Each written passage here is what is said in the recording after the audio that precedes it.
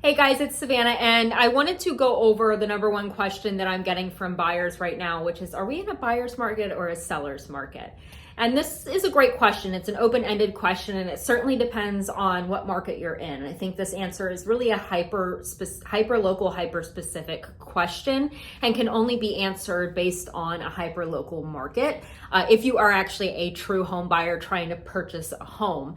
And the reason I say that is Palm Beach County as a whole, we are looking at pretty much a neutralized or balanced market, right? But there are certainly different communities where that can swing one way or another, right? A Loxahatchee, where there are a ton of inventory on the market, depending on what price bracket you're looking at out here, it is more of a buyer's market than a seller's market because inventory exceeds 6 months in that individual price bracket, right? So if you're looking under 500,000 or under 600,000, you are definitely in a seller's market. The demand outweighs inventory here in Loxahatchee, right? But then you get going into that, let's say $700,000 to $1 million bracket, where inventory now pretty much outweighs buyer demand and the conditions are more balanced, but can lean more towards the buyer depending on the condition of the home.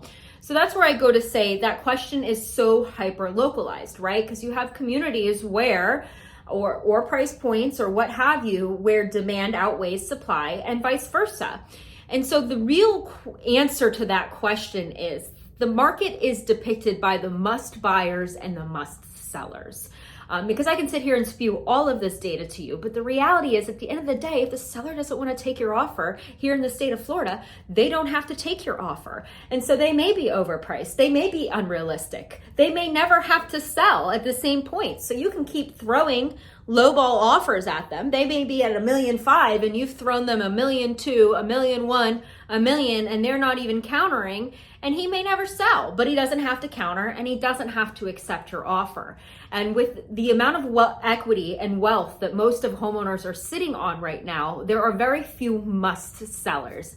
And that's why those sellers that have to sell and are more willing to take the maybe lower offers or more willing to negotiate are really the ones that are going to depict the market and where home prices are headed overall and whether or not it's a buyer or a seller's market.